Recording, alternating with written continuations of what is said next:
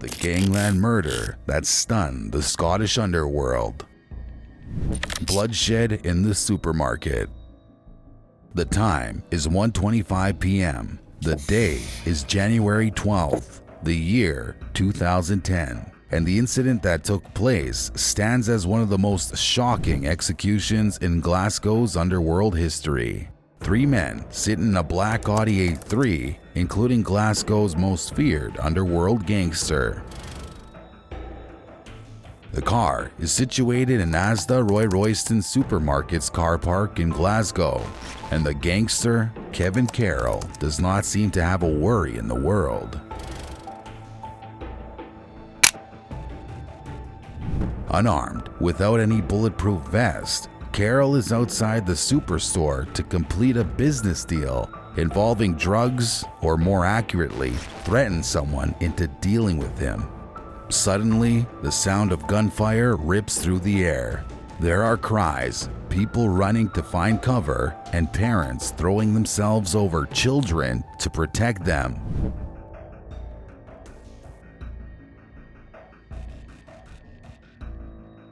Everything's in a flurry, but the sound of bullets doesn't stop at one. 13 bullets later, the man whose name had gripped people's hearts with fear was no more.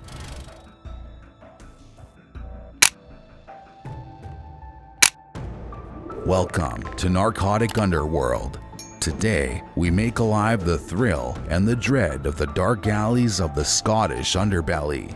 In this episode, we delve into a chilling murder that sits at the heart of a decades-long gang war between the Lyons and the Daniels, the 2 notorious gangs of North Glasgow.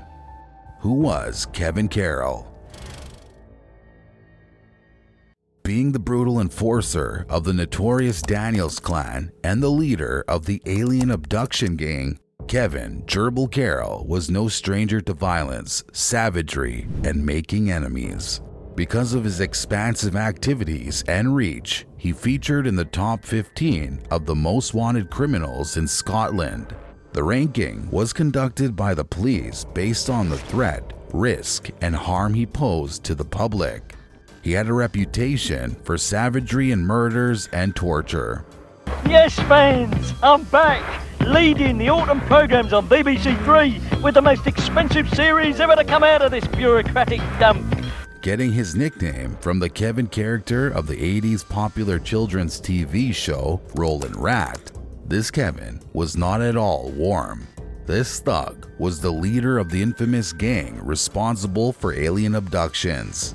This alien abduction gang used to kidnap rival drug dealers and seize their cash, jewelry, weapons, and drugs after subjecting them to brutal violence. The gang once grabbed hold of 4 kilos of cocaine without any violence from a dealer on a drug buy, just by saying, "You're taxed, you bam." The harrowing techniques of violence enabled this hoodlum to raise £1.5 billion worth of tax in cash, drugs, and jewelry. His notoriety was widely recognized. A local drug dealer, Stephen Glenn, who was also the last to deal with him, said he was so fearsome that nobody in the whole of Glasgow would with him. Coming to alien abductions, they were named because of the nature of the kidnappings. People who claim to be abducted by aliens report not remembering anything during that time.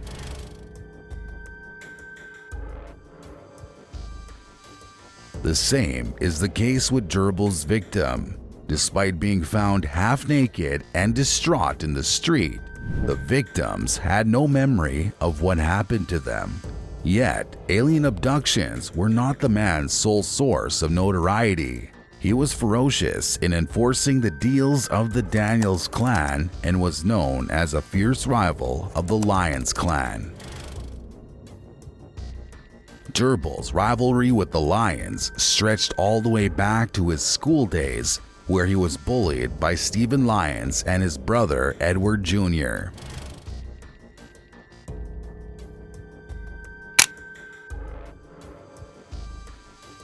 But not all memories he made there were bad. He forged friendships that set the tone of his adult life. He became friends with the Daniels clan boss's sons, Robert Daniel and Francis Fraggle Green.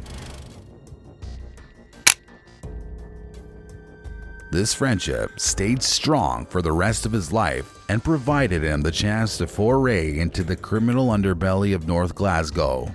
Carving his place in the crime world at a young age, Carroll came on the police's radar in his early teens. He was already jailed at 19 for car theft.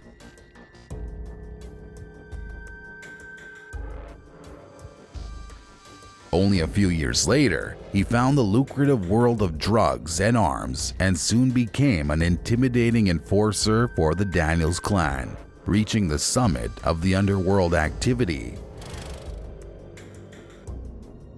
Even by gangland standards, Gerbil's level of violence was notorious. He had a knack for using blowtorches and power tools in his routine of enforcing the will of the clan boss, Jamie Daniel. In 2007, he received an 18-month sentence for possession of high-velocity ammunition. There was even a more serious charge of keeping a Heckler & Koch submachine gun, but it got dropped. Given how much he tangled with the Lyons clan and abducted the drug dealers who worked for it, it was only a matter of time before they came after him. The gruesome murder and last words exemplifying irony. Known for his meticulous planning and organization, Kevin Carroll's sudden execution took many by surprise. Utterly relaxed and unarmed with no bulletproof vest, Kevin Carroll had gone to make a deal with a local drug dealer, Stephen Glenn. Apparently, he wasn't expecting any trouble. Death had caught him off guard. In what seemed to be a setup, Carroll sat in his car, defenseless, while two masked gunmen clad in black leaped out of a Volkswagen Golf that blocked his car and blasted 13 bullets at its windscreen. Carroll's companions had run away, one of them locking the car door behind him, trapping the thug inside. The bullets struck him in the hands, head, jaw, chest, and groin. All that he could find was a car manual, which he held to his face in a futile attempt to deflect the bullets. One of the bullets was later discovered to be lodged in that manual. It took just 25 seconds to end the life of a man whose name alone inspired fear in people's hearts.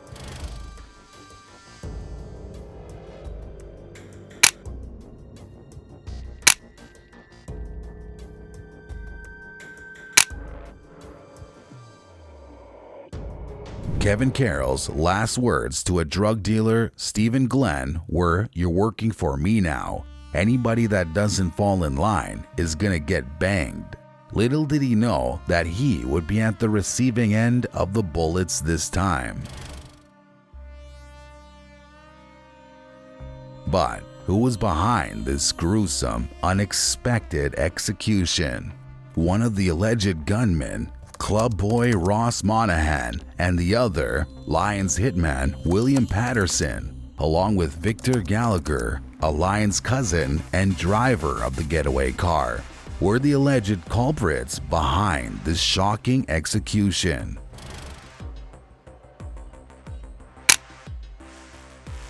Monahan was a violent cocaine dealer of the Club Boy gang. A crony gang of Lyons, Club Boys had a history with the Daniels. 9 years before the execution, they sold the infamous batch of Daniels cocaine to Lyons, which created the decades-long simmering rivalry.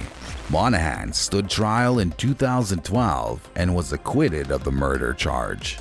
His pal, William Patterson, stood trial in 2015 but was found guilty and convicted with life imprisonment and 22 years of service to be eligible for parole. Notably, while the court did not find Monahan guilty, Daniels sure did. He was shot but survived outside a city primary school in 2017, allegedly by Carroll's close friend. In 2020, he went into hiding, fearing police arrest for Kevin's murder. After the execution, Monahan was tried for another brutal attack, this time on 3 men, where one of the victims left with his ear hanging off. He was once again cleared of the charge, whereas Gallagher didn't face any charges over the gangster's slaying. He also bolted in 2020, fearing arrest over the same case. However, these 3 names are not the only ones involved in the deadly mobster's murder. The 4th individual, without whose contribution this slaying attempt wouldn't have been possible, is Constable Derek McLeod. Constable McLeod leaked a treasure trove of top-secret police surveillance data about Gerbils' movements to his rivals. The corrupt Lyons ally was jailed for 3 years and 7 months over drug dealing and breaching the Official Secrets Act. During the legal proceedings, these culprits were not the only ones to be questioned. Did you find the behavior of those 2 individuals accompanying Kevin Carroll peculiar? If yes, you were right in doing so. It was discussed in the trial hearing too. Stay tuned to find out who these 2 people were and what they had to say. The role of Gerbils' 2 companions has also been questioned. On that eventful day, John Bonner was driving while Stephen McLagan accompanied him to the ASDA meeting. They both escaped from the car before the gunman opened fire. While both denied being accomplices to the assassination, Bonner admitted locking the car but maintained that he did it accidentally. When he saw the Volkswagen halting in front of them and 2 masked men coming out, he instantly scrambled out of the car and stayed hidden until he heard the VW Golf screeching away. McLagan also escaped the car before the shooting started and only looked back when it stopped. The turf war between the Daniels and the Lyons. The labyrinths of the underworld are no stranger to turf wars. The history of gangland is replete with feuds, many a time starting from a seemingly small petty issue and growing up to decade-long full-fledged wars. One such feud exists between the Daniels and the Lyons of Glasgow gangland. While engaged in their tussle to seize the reins of Glasgow's narcotic market, both have forged strong alliances with the other notorious gangs. The strong alliance between the Lyons and the infamous Kinahan cartel has given the gang quite an edge over the Daniels. However, the Daniels have remained at the top for the most part. This 2-decade-long war has wreaked havoc with at least 70 clashes between a force of 300 members each, having exacerbated the challenges of Scottish authorities, who are already grappling with the city's status of claiming the highest drug-related death rate in Europe. But how did the Daniels versus Lyons feud start off? It all began in 2001 with a stolen bag of cocaine at a house party in Milton, leading up to a lethal, long-running battle. Now, Milton was Lyons' territory. The stolen stash belonged to the Daniel clan and was sold off to Lyons. Lyons believed that the Daniels were making moves on their turf. The stash of cocaine might have been small, but the threat to their turf is not considered insignificant by the gangs. Then and there, the seed of enmity was sown that spiraled into a vortex of destruction, death, and revenge. However, the bag of cocaine was just one reason. While competing to establish reign over the drugs and illicit trade arena, tensions were bound to simmer. Since 2001, there have been shootings, both fatal and non-fatal, hit-and-run incidents, knifings, and firebomb attacks. This unforgiving fight to death morphed into 7 shootings by Daniels and 5 by Lyons, with 1 death on each side. while a supreme section of this battle is dedicated to claiming power and control, revenge has also remained its driving force. While a lot of attacks have happened between the two gangs, the one that set the motion for a series of shootings occurred in 2006. This time again, Kevin Carroll became the target, along with his associate Ross Sherlock. He was shot in the stomach in a drive-by shooting in Bishop Briggs, East Dunbartonshire. The attack seemed to be in response to the alleged vandalization of the grave of 8-year-old Gary Lyons, son of Eddie Sr., by Carroll. You should know that Carroll had narrowly escaped with death, but this was not his first encounter with gunfire. In 2003, he found himself on the wrong side of the gun, shot twice in the leg while walking his Staffordshire Bull Terrier outside his mother's house in Milton. Nevertheless, in the second shooting targeting, Carroll made it personal for the Daniels. They were incensed by the attack on a family member, as Carroll happened to be the son-in-law of the Glasgow gangster and clan boss Jamie Daniel. The reprisal of this shooting unfolded like a scene from a gangster movie, but it was all too real in North Glasgow. A few weeks after the Bishop Briggs incident, two masked men in long black coats barged into the forecourt of Apple Row Motors, a garage owned by Eddie Sr.'s brother, David Lyons, in Lamhill. Without hesitation, the two men opened fire, and in just a few minutes, their bullets claimed the life of Michael, Lyons' 21-year-old nephew, and left his cousin, Stephen Lyons, wounded. Stephen Lyons became the clan's head later. Among the injured was notorious thug Robert Pickett, also known as Piggy, a prominent name in the Paisley drug wars for orchestrating a murder attempt on the Rennie brothers. Later, it turned out that the two gunmen were Daniels' Raymond Anderson and James McDonald. They were given a sentence of 30 years each, which was reduced from 35 upon appeal. After the shooting, Stephen Lyons hid in Spain, where he fostered ties with the Irish cartel. This alliance gave the Lions a great edge in their turf war, enabling them to strengthen their position. Then came Carroll's brutal murder in broad daylight. It was perceived as the culmination of the turf war between the two gangs. While there was a temporary lull from both sides, it was not at all a culmination.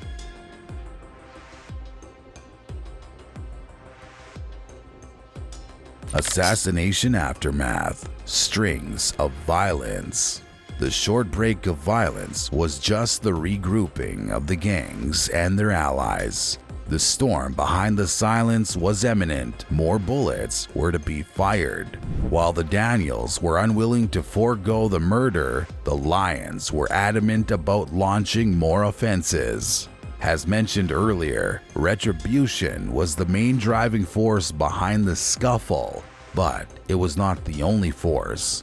The tensions to claim control of the deep labyrinths of the thrilling illegal drug trade in Scotland were still simmering. In 2016 came a major turning point that restructured the balance of powers in Lyons' favor. The year brought the death of Jamie, the leader of the Daniels clan, from cancer. Then came the eruption of a string of violence in 2017, a year that claimed 867 lives in events tied to drug dealing. In this resurgence of violence, Robert Daniel was the first person to bear the brunt. He was assaulted by the Lyons gang at his residence. At this point, the gangs had found a novel way of intimidating each other by targeting the middle-aged dad's rivals just when they came to pick up children from school. Ross Sherlock was shot multiple times outside a primary school in Bishop Briggs as he came to pick up his daughter. However, he survived the attack. The reciprocation of violence was meted out to Ross Monaghan outside a South Glasgow school. Attacked by a hitman disguised as a woman, Monaghan was hit with 2 bullets but survived the attack. The attacks did not stop, rather turned more lethal and brutal. There was a drive-by shooting attempt on a Daniel family member. There was a chilling assault on Stephen Bonzo Daniel, whose Skoda Octavia was chased relentlessly until rammed off a freeway exit. He was attacked brutally by the Lyons gang members who used bladed weapons on him. It was so horrendous that it nearly severed his nose from his face and separated his upper jaw from his skull. He's suspected to have sustained a gunshot to his head. He survived the horrific assault.